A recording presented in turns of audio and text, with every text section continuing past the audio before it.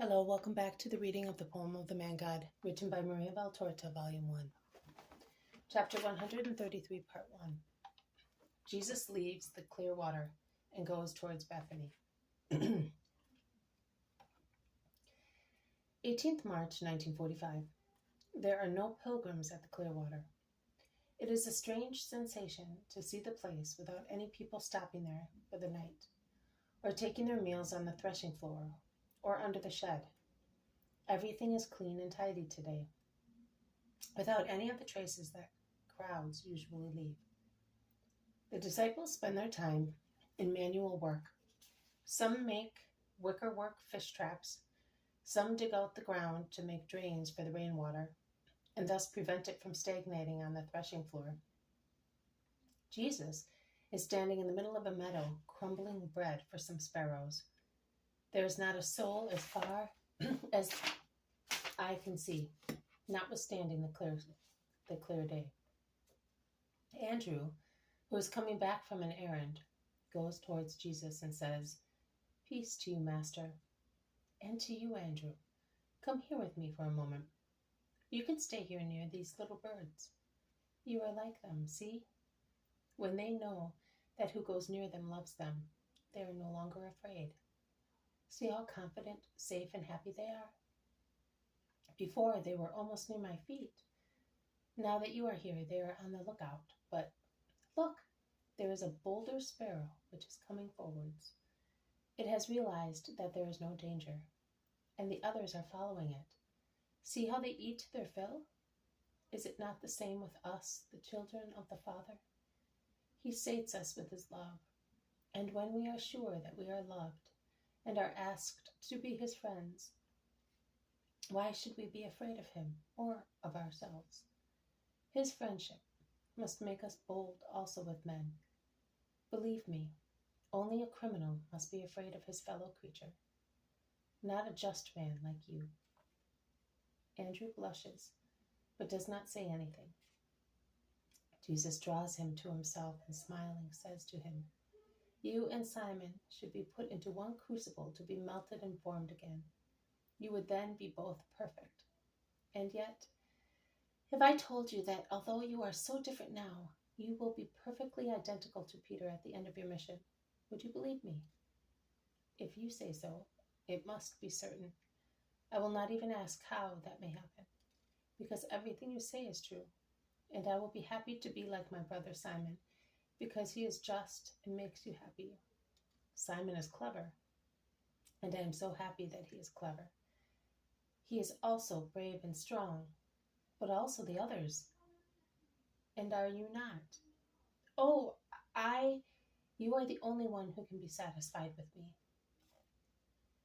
And I am the only one to realize that you work noiselessly but more deeply than the others. Because amongst the 12 disciples, there are some who make as much noise as the work they do. There are some who make much more noise than the work they do. And there are some who do nothing but work. A humble, active, ignored work. The others may think that they do nothing, but he who sees knows. There are such differences because you are not yet perfect. And there will always be such differences amongst future disciples, also amongst those who will come after you, until the angel will thunder. Time no longer exists. There will always be ministers of Christ who are equally able to work and to draw upon themselves the eyes of the world. They are the masters. And unfortunately, there will be also those who are nothing but noise and exterior gestures. False shepherds with a histrionic attitude. Priests? No, they are mimers, nothing else. Gestures do not make the priest, neither does the cassock. Neither worldly knowledge nor mighty worldly relations make the priest.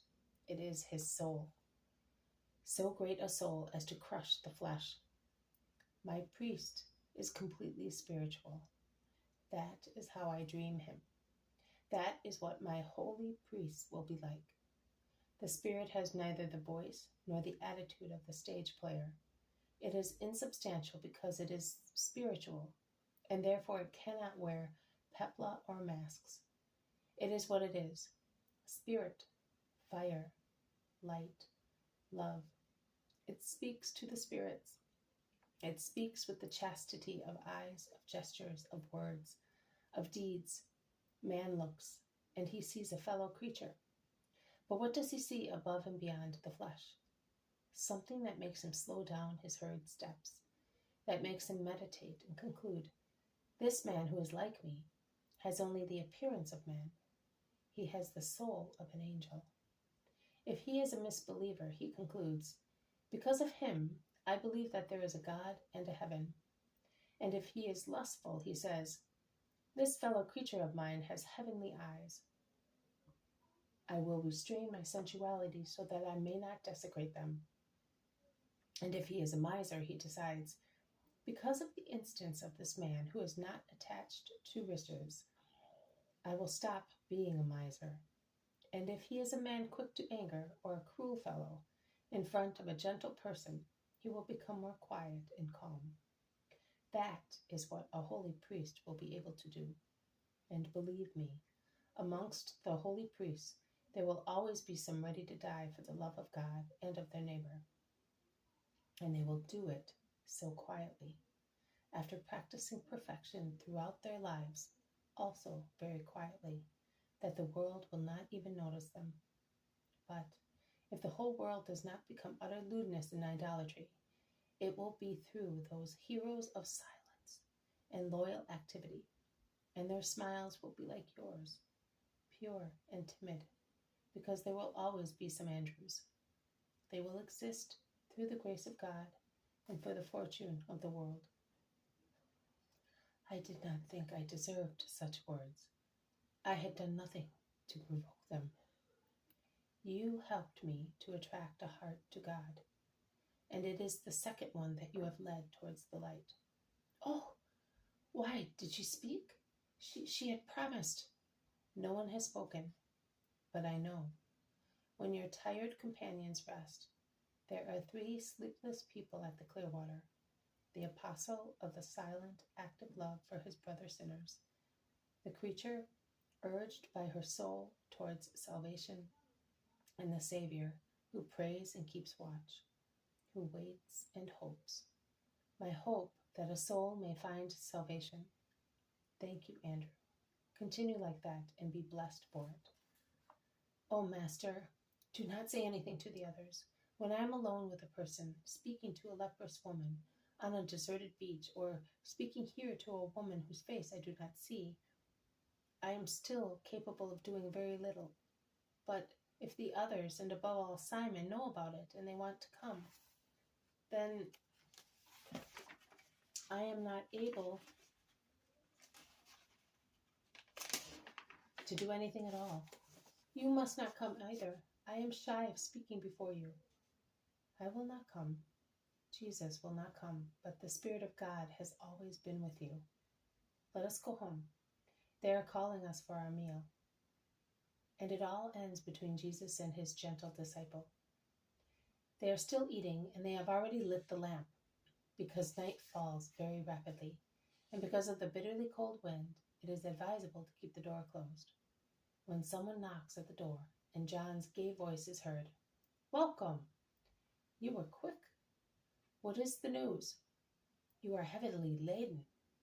They are all speaking at the same time, helping the 3 to take off the very heavy bags which they are carrying on their backs. Slowly, let us say hello to the Master. Just a moment. There is a bright, homely excitement due to the joy of being all together. I greet you, my friends. God gave you good weather. Yes, Master, but not good news. I foresaw that, says the Iscariot. What's the matter? What happened? Their curiosity is aroused. Let them have some refreshment first, says Jesus. No, Master. We will give you and the others what we have first. And the first thing, John, give the letter. Simon has it. I was afraid of spoiling it in my bag. The zealot, who has been struggling so far with Thomas, who wanted to serve him with water for his tired feet, comes forward saying, I have it here in my belt purse. And he opens a pocket inside his wide red leather belt and pulls out a roll which has now been flattened out. It's from your mother. When we were near Bethany, we met Jonathan, who was going to Lazarus' house with the letter and many other things. Jonathan is going to Jerusalem because Chusa is putting his house in order. Herod is perhaps going to Tiberias, and Chusa does not want his wife to stay with Herodias, explains the Iscariot, while Jesus undoes the knots of the roll and unrolls it. The apostles whisper, while Jesus reads the words of his mother, smiling blissfully.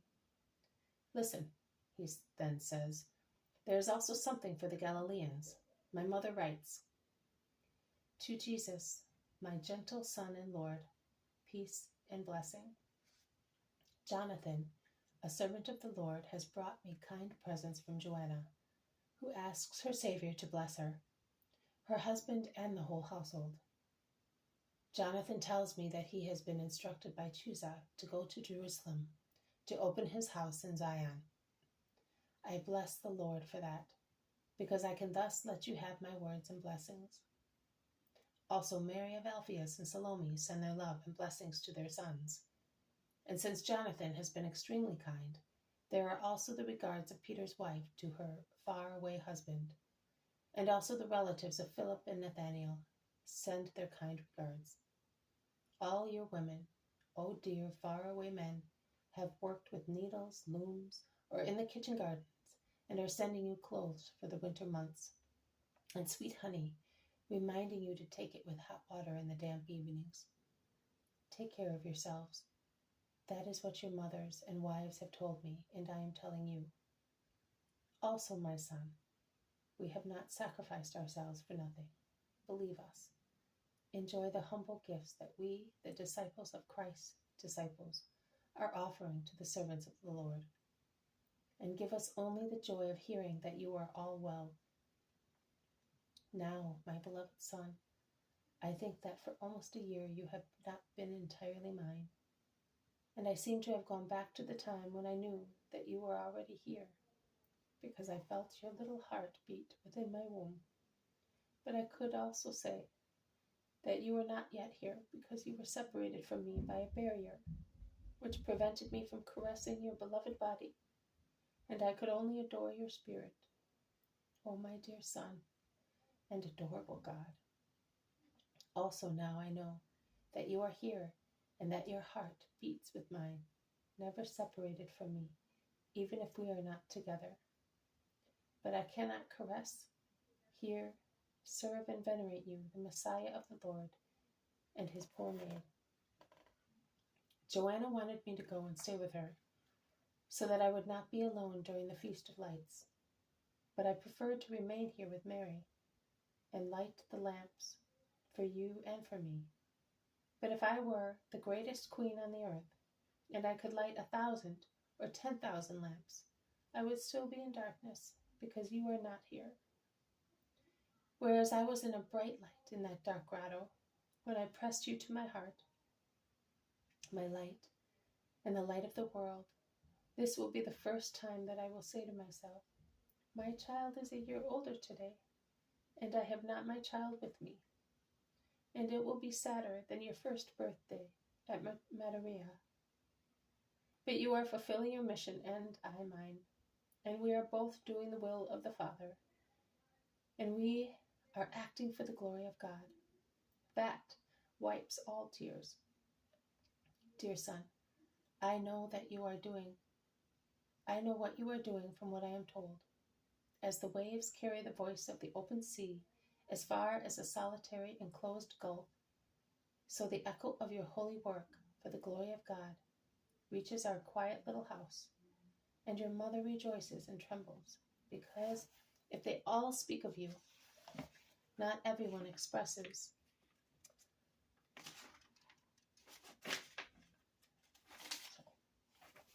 the same hearty feelings.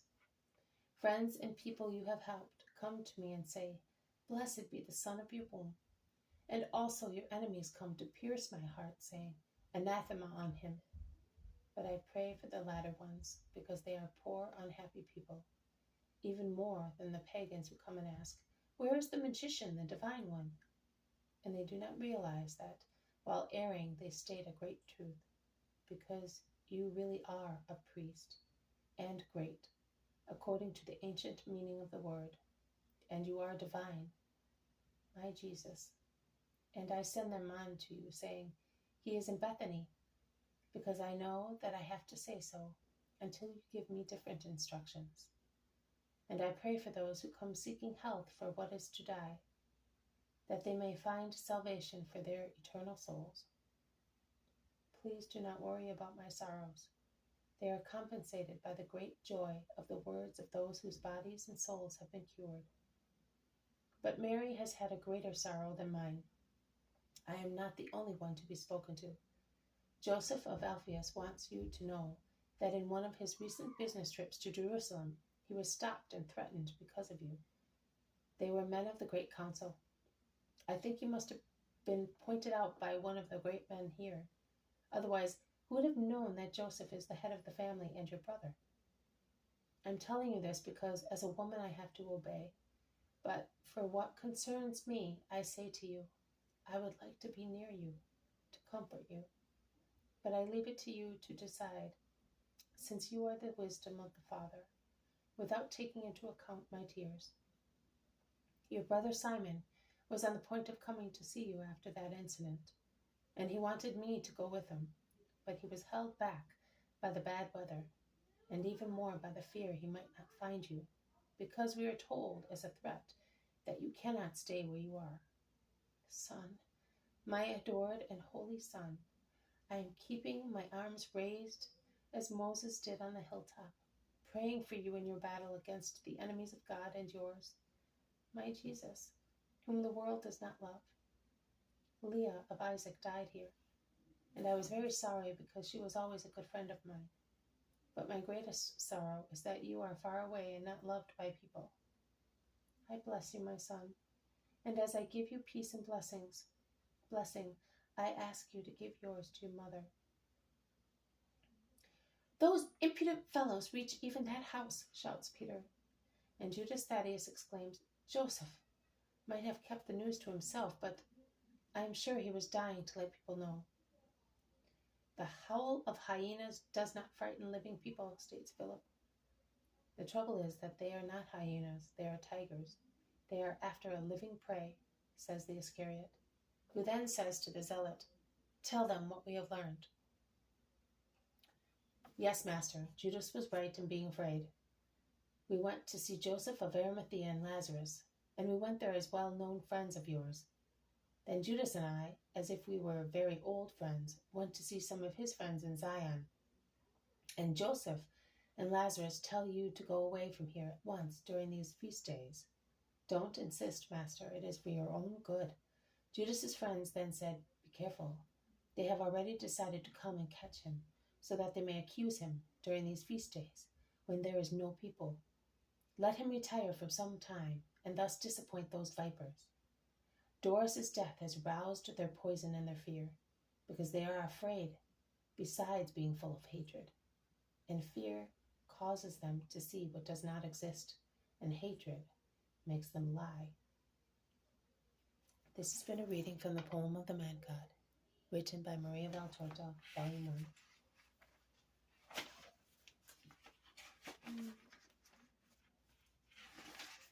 I'm so sorry. Chapter 133, Part 1. Jesus leaves the Clearwater and goes towards Bethany. Thank you for listening. I will see you tomorrow. May God bless you, and may peace be with you.